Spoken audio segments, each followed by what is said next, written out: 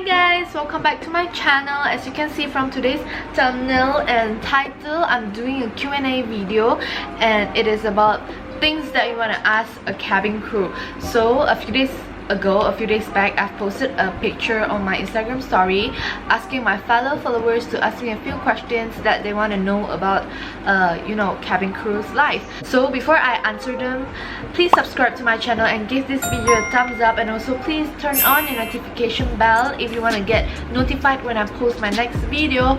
And I usually post on weekends, Saturday or Sunday around 5 to 6 p.m. But last week I didn't post because there's no excuse. I think I'm just lazy. Okay, so let's get right into the questions, shall we? Okay guys, before I start, the questions are a little bit tricky and sensitive, but I'll try to answer them as much as possible and professional, so people don't get offended. Okay, so the first question is from Randy and Nicole. I will put it right here. As you can see, they ask for Randy, he asked like, do flight attendants always go clubbing, and also do I get harassed by customers? So I think it's a personal opinion and it's a personal thing. If like someone wants to go to the club, I think it's not a bad thing to go to a club. I mean, it's like self-entertainment. It's like, we all have our own, we all have different things to entertain ourselves, so I don't think going to a club is a bad thing. So if you see one, like, don't judge, because I don't think it's a bad thing. Just don't do any bad things in the club. But if you want to enjoy yourself, go ahead. I don't think it's a bad thing. So I don't know how to answer your question, because everyone has their personal opinion, and it's like their personal life. And also, have I ever been harassed by passengers on board? So I will answer Nicole and Randy, which is the answer is I have never been harassed physically, but verbally, yes. So passengers will usually say things about my body. I think a lot of cabin crews get that a lot, because I think they, some of them speak Chinese, but maybe they think we don't understand or we can't speak Chinese, so they will try to speak in another language, but I can understand. So they said some rude things about my body and stuff like that, my makeup, or our not uniform, like our shape, our body shape and stuff like that. So I just want to say that I won't fight back or anything, because I don't think I mean, it's not a big deal. I mean, it's wrong, but it's not a big deal to ruin my day or ruin my job, just because of this. And if someone do actually want to harass us, our company has actually taught us a few things if people actually try to touch us and stuff like that. So be careful if you want to make some very wrong choices, that like you want to touch a cabin crew or you want to touch like our butt or something like that. So be careful, because we've been taught how to deal with things like that, and you will get you will get punishment for that. And also, yeah, that's all. And let's get to the second questions, which is from Jolene and Rosaru. So the question is the job hard? Is it hard to become a cabin crew? And after I get a job, how do I feel? So I think all the jobs in the world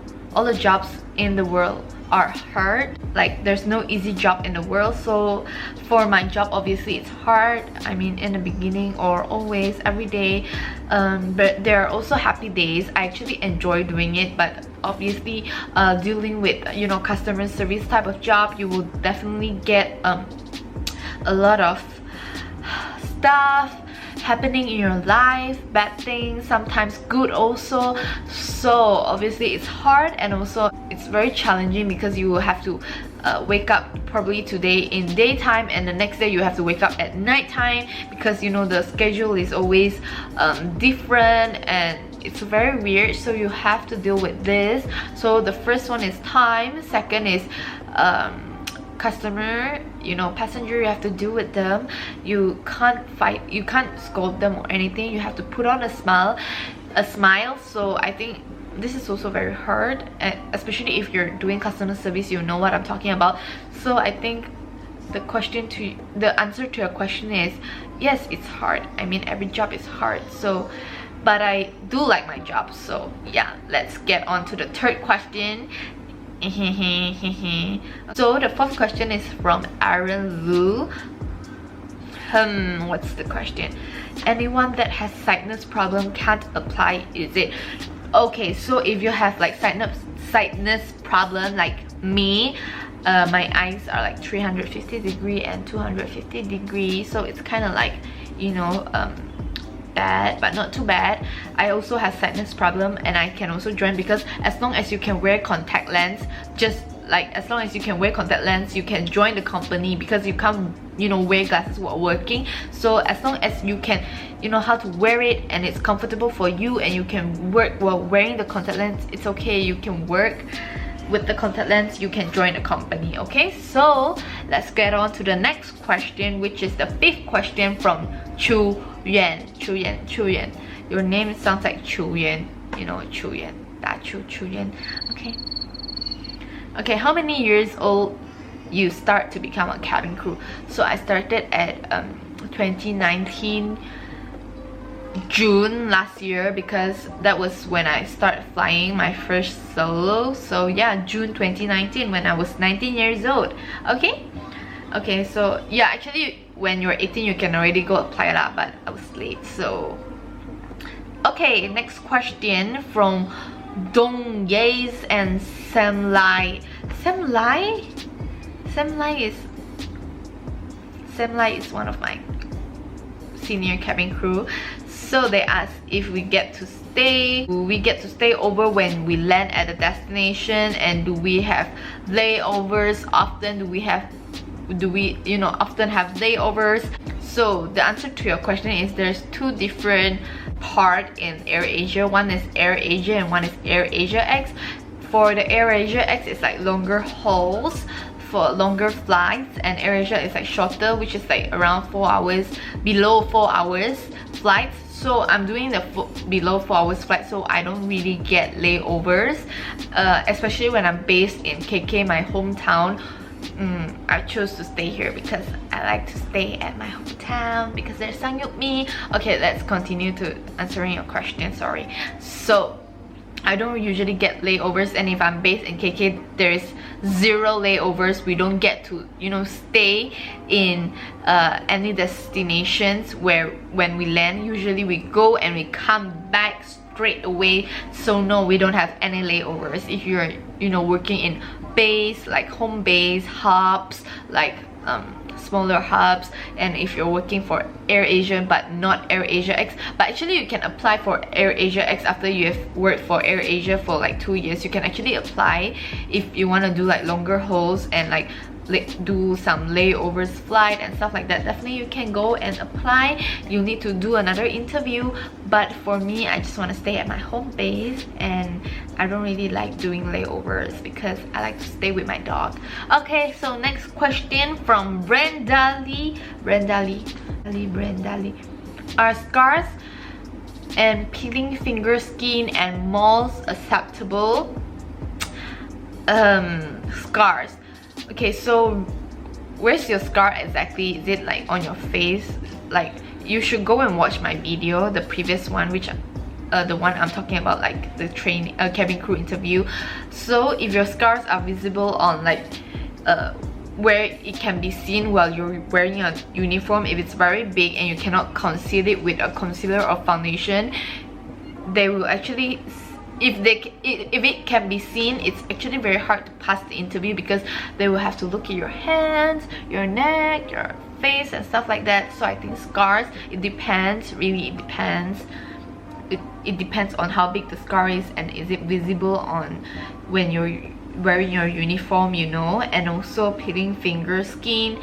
So yeah, they will actually look at your hands also. So if you have peeling finger skin, try to use like lotions lah, because it's not presentable, especially when you present your food, especially when you present food to the passengers, when you pass their foods to them, and they will actually look at your fingers, right? They actually look, and you know, like imagine if you're the customer lah and you see like peeling skin and then they pass your food, will you feel like comfortable? So I mean, I'm not judging, but if you really have this problem, try and go and see some, like, is it dermatologists, or no, I don't think it's dermatologists, like doctors, you know, to, you know, fix this problem, or wear lotions.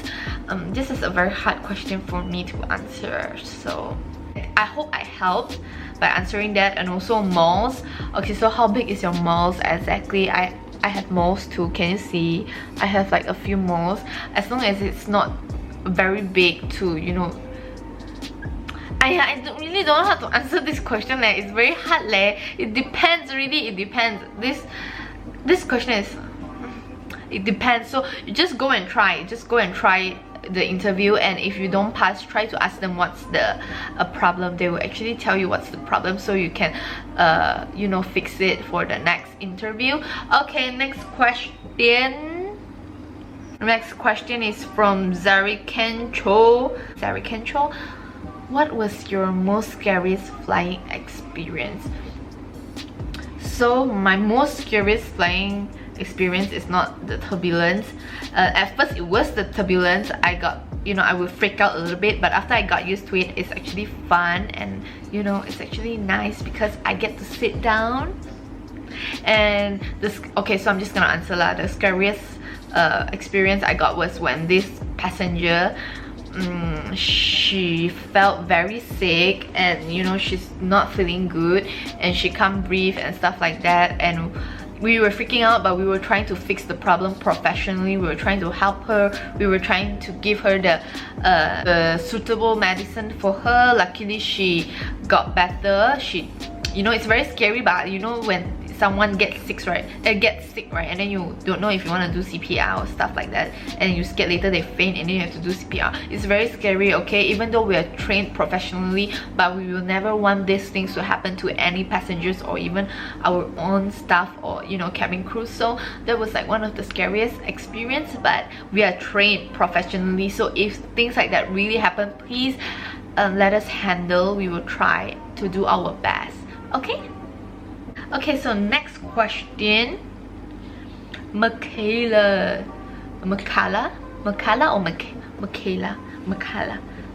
does the Scenic Cruise bully junior crews? Okay, so if you're a Scenic Cruise and you're watching my videos, I'm not gonna say anything, but I don't think you have to say bully lah. I think actually sometimes if your seniors try to, you know, try to make things right and then try to correct you, I think if they really, if they do it sincerely, you can actually feel it. Just don't get offended because they really just want to help you. But if they really bully you, you can report to the company lah, because the company is very nice. But for my company, I really want to be honest, like our company try the best to make all staff, all crews, all staff, no matter crew, no matter cabin crews or, you know, other departments, we all try to be friendly to each other, and we try to, you know, unite, because this is what Air Asia means. So boss, if you're watching this, bonus. Okay, so next question. WTF Janice _ how do you deal with rude passengers? Okay, please continue to fly with Air Asia. Okay, so how do I deal with rude passengers? I usually just try to smile and walk away and ask other cabin crews to, you know, deal with them, because when you deal with the passengers and they're getting angry, you should ask your senior crews to help you to deal with it, because they're more experienced. And if you really cannot control the situation, try to take a step back, because you know, when your anger is there and you want to fix something, sometimes it will get worse. So how I will deal with them is I will just smile, and if it's getting worse, I'll try to ask my other senior cabin crews with more experience to help me. So yeah, if you really don't know, just try to ask people with more experience to help you and get and learn from it, because we've actually learned from the training like how to deal with rude passengers. So yeah, I can't really teach you like a lot of tricks, but that's all I can tell you lah. If you really want to know, just be nice, okay? Everything can be settled, okay? Don't be rude, okay? Just continue to fly with Air Asia. We will always welcome you. Okay, next. 语文 about cabin crew salary and the techniques of interview. Okay, so if you want to know the techniques of interview, you can go and watch my video once again. And also what is it again? Salary. I think it's the company policy to tell the salary lah. I mean, I will only tell you it's like when you just started flying, it's approximately 4K and above. So yeah, that's all I can tell you. I won't tell you like get into it because I think it's a company policy and I don't want to get fired. So boss, if you see this, I'm trying my best to help to answer the questions of our fellow passengers, and I'm not trying to, you know, say anything about the policy stuff, so don't get me fired. Okay, next we have from Kelvin IG. Kelvin.ig. Why do the windows have to be open when the plane about to take off land? Okay, so nice question, good questions. So sometimes when we ask passengers to close the window kan, they will like, why need to close? It's very bright. I want to sleep. Sorry, don't get offended. Okay, sorry, don't get offended. Okay, why the open should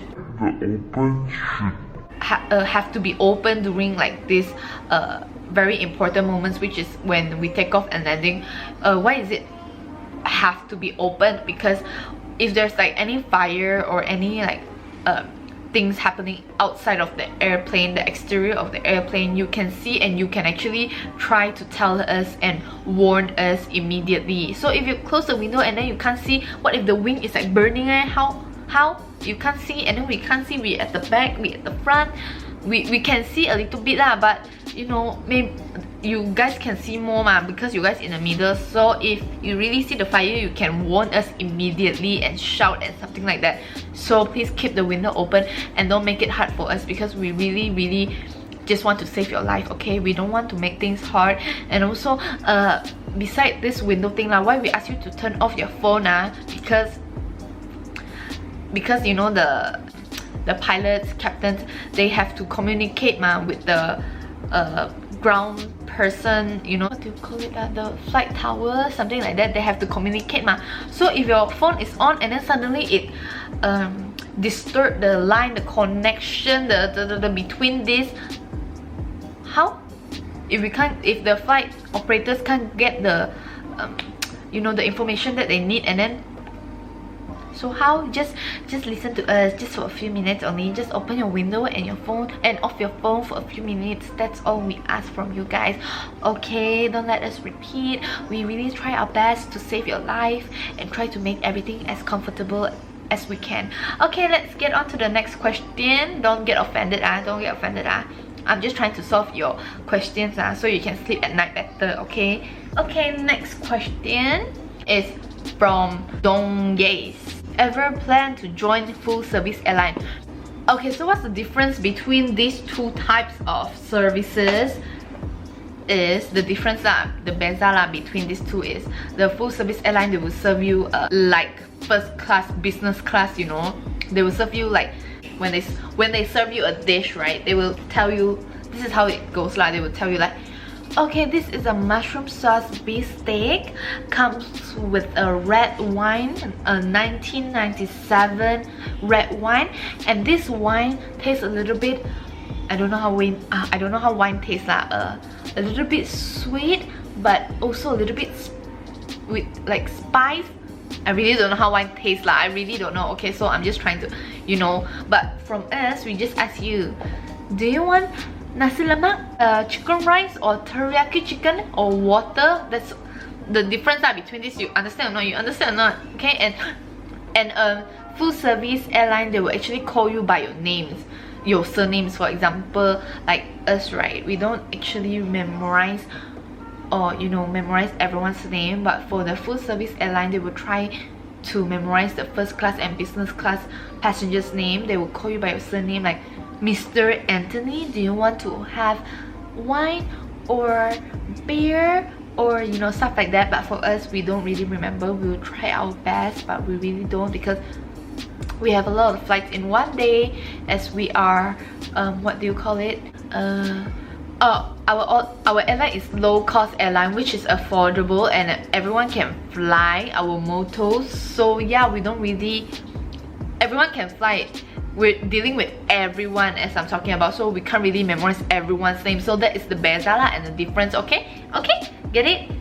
I hope you understand my explanation. I'm trying my best. Okay, next question is from Sarah Double Chin. Okay, so the question is, how about status relationship with a cabin crew, long distance, forever?